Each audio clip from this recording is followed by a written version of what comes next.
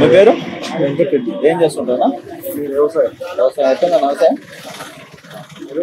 పెట్టుబడి అవుతుంది. పెట్టుబడి అవుతుంది. ఇక్కడ మీ గిద్దలు నియోజకవర్గం నుండి సార్ ఎమ్మెల్యే ఎవరు గెలుస్తారా? అశోక్ మాజీ గెలుస్తారు. టీడీపీ. ఎందుకని వైసీపీ ఎన్నికలు అంటే పైన ప్రభుత్వం బాగానే పనులు చేయలేదు. అంటే కొత్త ఇన్ఛార్జ్ చేశారు కదా,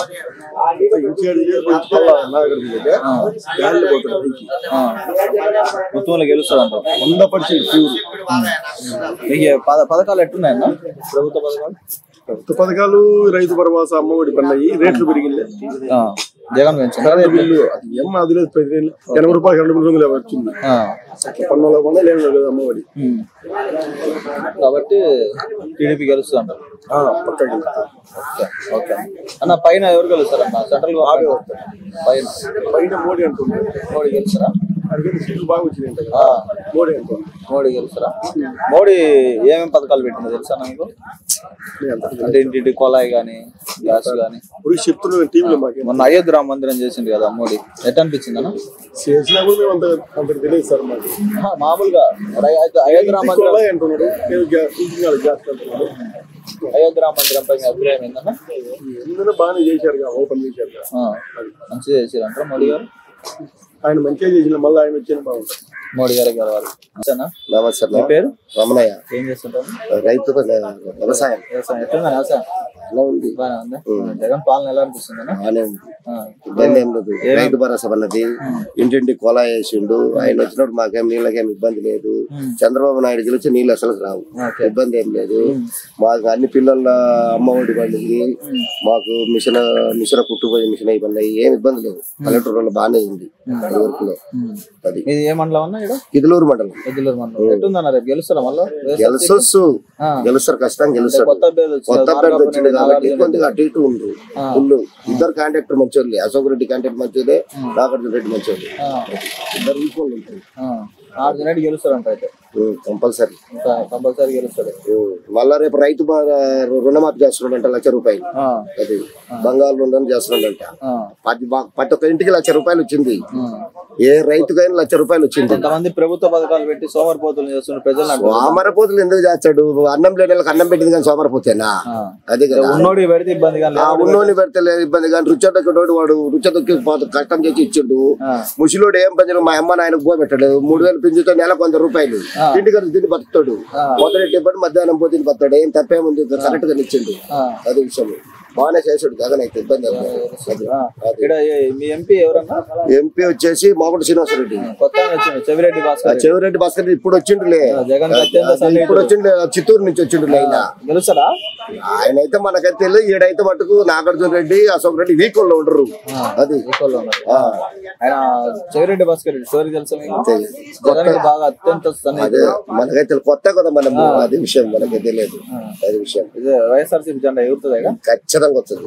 ఎంత మెజార్టీ రావచ్చు? పోయినసారి ఈసారి అంత రాలేదు కానీ ఒక 20,000 30,000 రావచ్చది ఫుల్ అంతే. ఆయన సొమ్ముదిలోకి ఖచ్చితంగా చేస్తాడు. ప్రతి ఒక్కరికి వచ్చింది. ఈ ఇంటింటికి 1,00,000 రూపాయలు వచ్చింది. ఈ నాకనే కానీ ప్రతి ఒక్క ఈడ కూకున్న మొత్తానికి వచ్చినాయి. అది విషయం. గిద్దలూరు ఎమ్మెల్యే నాగార్జున రెడ్డి అయితే ఖచ్చితంగా అవుతాడు. అది ఇప్పుడు సెంట్రల్ గవర్నమెంట్ లో ఉంది కదా మోడీ గారు, బాగానే చేస్తుండ్రు. దేశ ప్రధానులు కూడా మన దేశ ప్రధాని కాళ్ళ ముఖ్య పరిస్థితి నెంబర్ 1 గా చేస్తున్నాడు మోడీ. ఇబ్బంది ఏం లేదు. మొన్న అయిపోతుంది బాగా చేసిండు. అంత టీవీలు పెట్టి అందరికి చూపించండి, ఇబ్బంది ఏం లేదు. కేన్ పథకం వేయించండు. మామూలుగా రైతు భరోసాలో ఇంకా కొద్దిగా వేయించండు. మళ్ళీ ఇప్పుడు ఉంది, మళ్ళీ ఇప్పుడు కానీ ఉండయి. ఇబ్బంది బ్రహ్మాండంగా చేస్తాడు మోడీ. బాగానే ఉంది మోడీ ప్రభుత్వం కానీ బాగానే.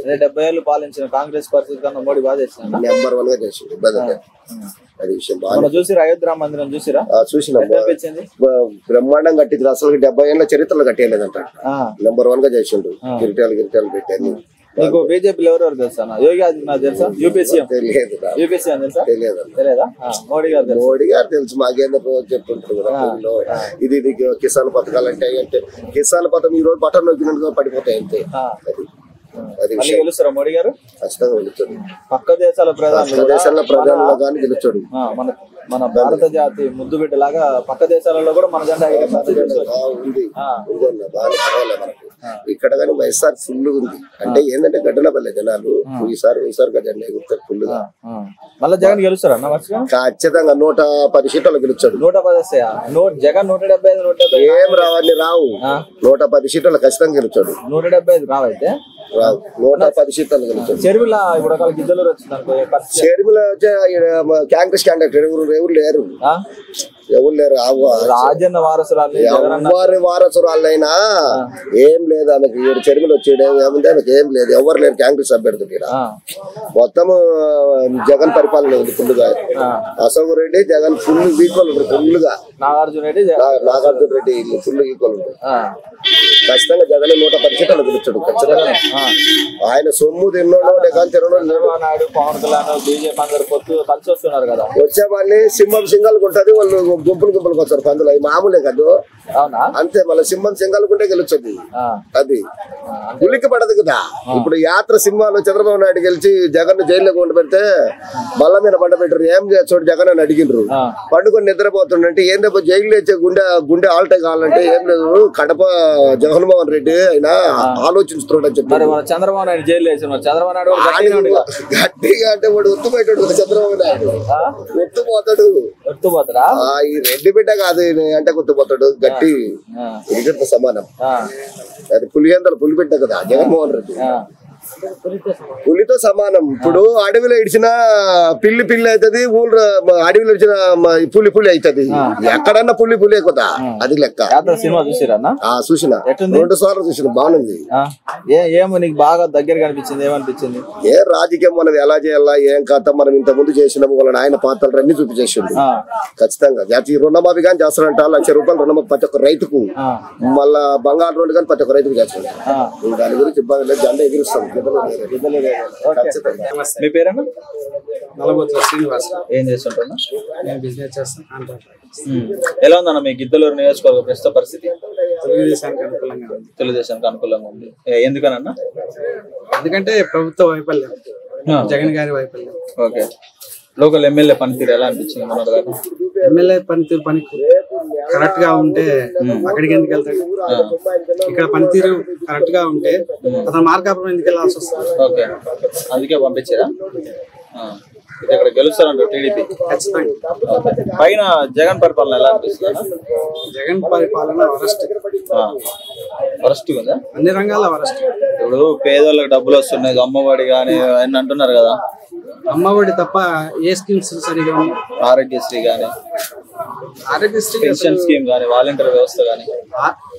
వాలంటరీ వ్యవస్థ వచ్చినాక బెస్ట్ పెట్టి 250 కోట్లు అడ్మినిస్ట్రేషన్.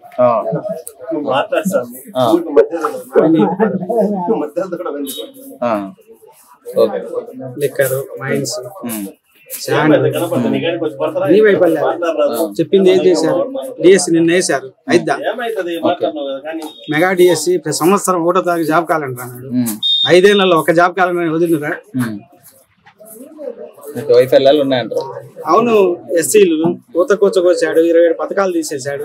ఏ వర్గానికి సాటిస్ఫాక్షన్ లేకుండా అడ్మినిస్ట్రేషన్ చేశాడు. ఓకే. ఎస్సీలు కావచ్చు, బీసీలు కావచ్చు, ఒకరి లోన్ ఇప్పించారు. ఎస్సీ కార్పొరేషన్ లోన్లు ఎక్కడ ఉన్నాయి? అంతకుముందు గవర్నమెంట్ ఇల్లు కట్టుకోవడానికి 2 లక్షలు ఇచ్చేది ఎస్సీలకి. ఇప్పుడు 1,80,000 ఇచ్చేది. ఎస్టీలకి 2.5 లక్షలు ఇచ్చారు చంద్రబాబు నాయుడు. ఇప్పుడు 1,80,000 ఇచ్చేది. అందరికీ 1,80,000 ఇచ్చారు. అన్న, సెంటర్ లో మోడీ గారి పాలన ఎలా అనిపిస్తుంది? అది ఒక అసమర్థ పాలనే చెప్పుకోవచ్చు. ఎందుకంటే ప్రభుత్వ ప్రతి సంవత్సరం 20 లక్షల ఉద్యోగాలు ఇస్తా అన్నాడు. ఎక్కడ ఇచ్చింది లేదు. ఉన్న ప్రభుత్వ రంగ సంస్థలు 70 ప్రభుత్వ రంగ సంస్థలు అమ్మేసుకున్నాడు. 6 లక్షల మంది బహిరంగంగానే బయటపడ్డారు ఉద్యోగస్తులు. 6 లక్షల కుటుంబాలు. అన్ని అతను రిలయన్స్ వాళ్ళకు, అదానాలకు అమ్ముకోవడమే సరిపోయింది ప్రభుత్వ ఆస్తులను అని చెప్పి. పక్క దేశాలలో కూడా మోడీ గారికి సలాం కొట్టే పరిస్థితి ఉందన్న. మీరు అది గమనించట్లేదు? అలా కరెక్టే. ఎక్కడ ఏదో రామాలయం అది 500 సంవత్సరాల నుంచి పరిష్కరించలేని దాన్ని పెద్ద మనిషిగా, చట్ట ప్రకారం కాదు, పెద్ద మనిషిగా పరిష్కరించారు. దాంట్లో ఇచ్చిన తీర్పు ఇచ్చిన రాజ్యాంగం ప్రకారం తీర్పు కాదు, అది చట్టం ప్రకారం తీర్పు కాదు, అది పెద్ద మనుషుల పంచాయతీ తీర్పు. అది ఆ తీర్పుకు ప్రతిఫలంగా కూడా వాళ్ళకి రాజ్యసభలో ఒక మెంబర్షిప్ ఇచ్చారు. గవర్నర్ గా మన ఇప్పుడు ప్రస్తుత గవర్నర్ కూడా దాంట్లో నంబరే. కానీ ప్రజలకి అదానికి అందరికి వాళ్ళకి సొమ్ము పెట్టడం అనేది ఒకరికి వ్యవస్థలో కేంద్రీకృతమైన వాళ్ళు రేపు నియంత్రణగా మారే అవకాశం ఉంటుంది. ఎయిర్పోర్ట్లు ఇచ్చావు, నేవల్ బేస్లను ఇచ్చావు, పోర్ట్లు మొత్తం అమ్మావు, ఎయిర్పోర్ట్స్ లో అమ్మావు, రైల్వేస్ అమ్మావు. ఇవన్నీ ప్రభుత్వానికి బిహెచ్ఎల్ ఇవన్నీ దాదాపు అన్ని అమ్మేసుకుంటేనే కూర్చున్నాడు కదా. జాబ్ సెక్యూరిటీ అంటే ఉండాలి కదా. ఓకేనా. నెక్స్ట్ పిఎం ఆఫ్ ఇండియా అంటే ఏమంటారు? మోడీనే. మళ్ళీ మోడీనే. మరి బాగా అంటున్నారు మీరు. అంతే. అది యువతల ప్రతిపక్షం అనేది బలంగా లేదు. అతని ఇప్పుడు కాంగ్రెస్ 6 గవర్నమెంట్లు పడేశారు. 6 గవర్నమెంట్లు పడేశారు. వీళ్ళల్లో ఉన్న ఇది చేసుకుని అతను బలం పొందాడు. అంతే. నమస్తే. మీ పేరు? నా పేరు సురేష్ కుమార్. ఏం చేస్తుంటారు? నేను ఈజ్ మార్కెటింగ్ పనిచేస్తాను. మార్కెటింగ్ లో. ఎలా ఉందన్న మీ నియోజకవర్గం, గిద్దలూరు నియోజకవర్గంలో రాజకీయ పరిణామాలు?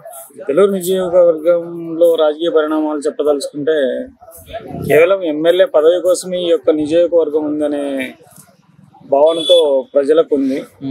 అంటే ఇక్కడ కేవలం పదవులు మాత్రం చాలు, రాజకీయ ప్రాంత అభివృద్ధితో పని లేకుండా నడుస్తుంది అనేది నా యొక్క అభిప్రాయం.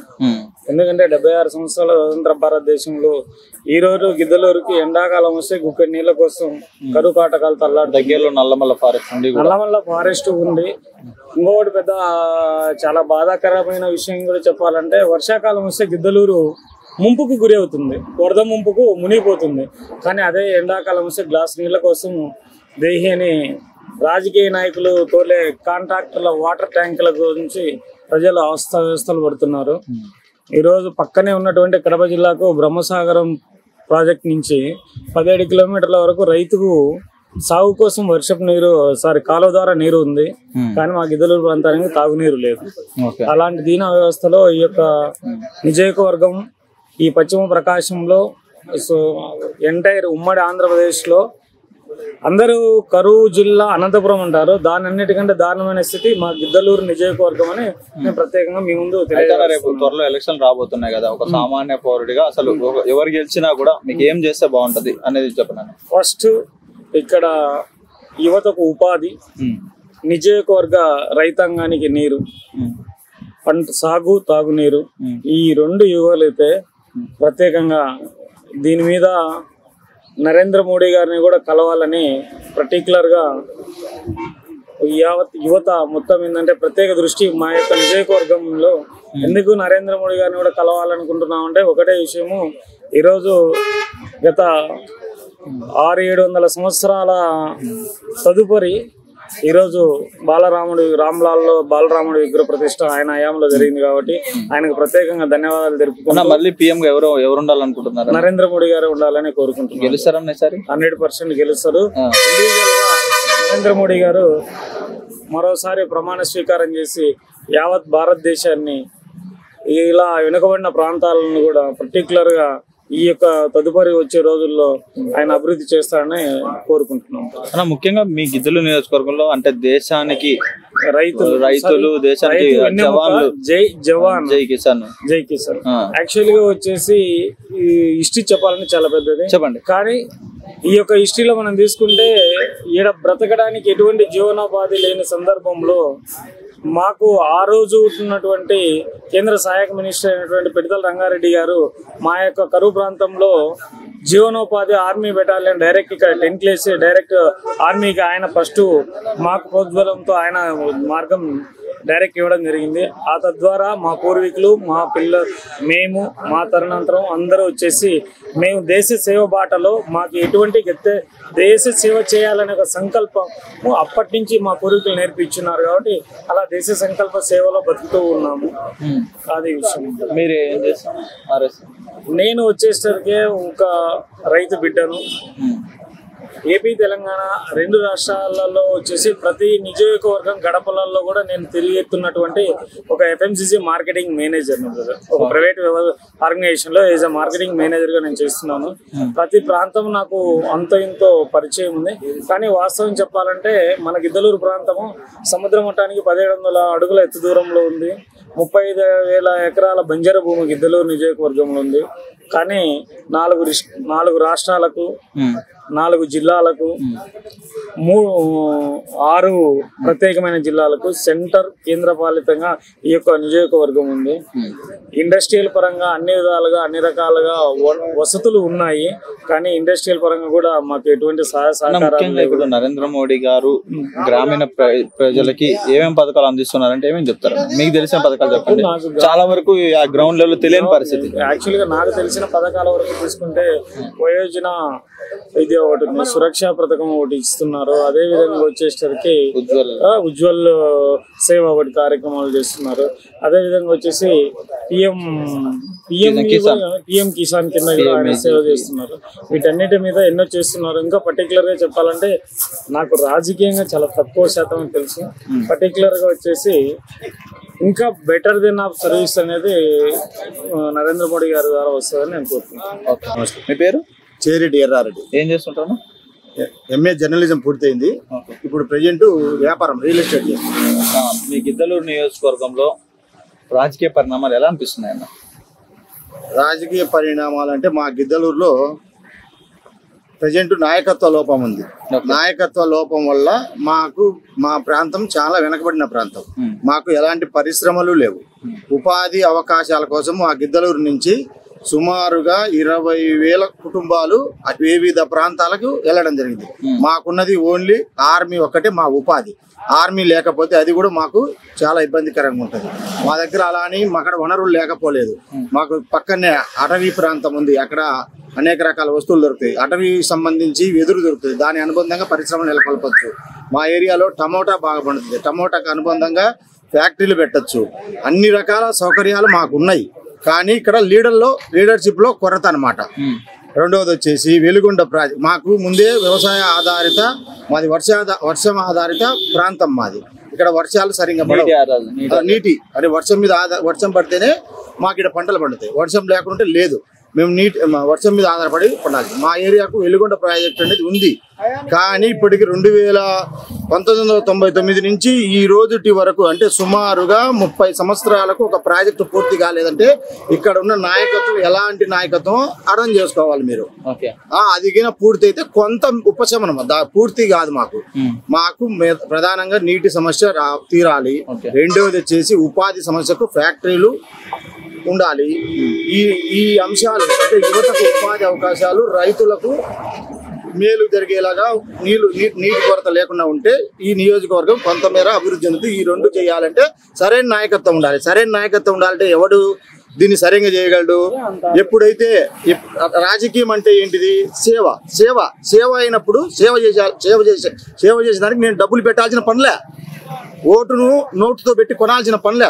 ఓటును నోటుతో కొంటే మనం 100 కోట్లు పెట్టుబడి పెడతాం అనుకో. 100 కోట్లు పెట్టినోడు వాడు ఏమన్నా ప్రశాంతంగా చేయగలడా? చేయలేడు. వాడు 100 కోట్లకు 1000 కోట్లు సంపాదించుకోవడం బాగా దాని మీద కూడా మాట్లాడిన పరిస్థితి ఇంటర్వ్యూలో కూడా అమ్మి కూడా తాకట్టు పెట్టినది. మాకు ఇక్కడ స్వతంత్రంగా గెలిచిన వాళ్ళు ఉన్నారు. ఇక్కడ స్వతంత్ర అభ్యర్థి ముడియం పీరారెడ్డి అని ₹1 పంచకుండా కూడా గెలిచిన చరిత్ర ఉంది. అంతలా 1989లో ఇండిపెండెంట్ గా ముడియం పీరారెడ్డి గారు స్వతంత్ర అభ్యర్థిగా గెలవడం జరిగింది, డబ్బులు పంచకుండా. అలాంటి చైతన్యం కలిగిన నియోజకవర్గం మాది. అదొకటి. ఇప్పుడు మా నియోజకవర్గము ఎంత చైతన్యం అంటే ఈరోజు 2009లో ఈడ ప్రజారాజ్యం టికెట్ను కేటాయించడానికి 12 మంది పోటీ పడినారు. అంటే చైతన్యం ఉన్నట్టా లేనట్ట మా నియోజకవర్గం. అదే పరిస్థితి 2014లో వైఎస్ఆర్సీపీలో ఏర్పడింది. 12 మంది పోటీ పడినారు. మళ్ళీ ఇప్పుడు 2014లో 12 మంది పోటీ పడినారు వైఎస్ఆర్సీపీ టికెట్ కోసము. 2019లో 14 మంది పోటీ పడినారు. 2024లో కూడా 14 మంది పోటీ పడినారు. అంటే మా నియోజకవర్గము చైతన్యం ఉన్న నియోజకవర్గమా, చైతన్యం లేని నియోజకవర్గమా? చక్కటి చైతన్యం ఉంది. మన ఆంధ్రప్రదేశ్ లోనే నెంబర్ 1 చైతన్యం కలిగిన నియోజకవర్గం ఏంటంటే గిద్దలూరు నియోజకవర్గం ప్రజలలో. కానీ ఇక్కడ లీడర్షిప్ లో కొరత ఉంది అనమాట. ఆ లీడర్షిప్ కొరత ఎప్పుడు తీరుతుంది అంటే మంచి నాయకత్వం రావాలి. వాడు ఎలక్షన్ లో నిలబడిన వాడు డబ్బు ఓటుకు నోటు పంచకుండా ఎవడైతే గెలుస్తాడో వాడు ప్రజలకు సేవ చేయగలడు. ఎందుకంటే వాడు డబ్బు పెట్టలేదు, 100 కోట్లు పెట్టలేదు కాబట్టి ఈ ప్రజల గురించి ఆలోచించారు. 100 కోట్లు పెట్టినోడు డబ్బులు తీసుకోకుండా మరి ఓట్లేస్తారు. ఇంత ప్రజా చైతన్యం ఉంది అంటున్నారు కదా మీరు. ఉంది. ఇక్కడ ఒకటి చెప్పండి, ఇప్పుడు 2,40,000 ఓట్లు ఉన్నాయి, మనం 10 మంది నిలబడతారు. 2,40,000 మందిని మార్చడం ఇదా, 10 మందిని మార్చడం ఇదా? ఆ 10 మంది నిలబడిన వాళ్ళు పంచాకండి. వీడెవడు తీసుకుంటాడు? ఇచ్చేవాళ్ళు లేకుంటే పుచ్చుకునేవాడే లేడు కదా. ఆటోమేటిక్ గా వచ్చేస్తుంది చైతన్యం. దాన్ని అరికట్టడం సాధ్యమవుతుంది? 100% సాధ్యం అవుతుంది. ఎలా అవుతుంది? అది కొంత సమయం పడుతుంది. దానికి కొంత మీలాంటి మీడియా వాళ్ళు, మీరు ఇప్పుడు ఏదైతే సూర్య మీడియా వాళ్ళు ఉన్నారు, ఇట్లాంటి వాళ్ళు ఒక 20 మంది రావాలా, వచ్చి మా లాంటి వాళ్ళు ఊర్లో ఎత్తుకులాడాలి.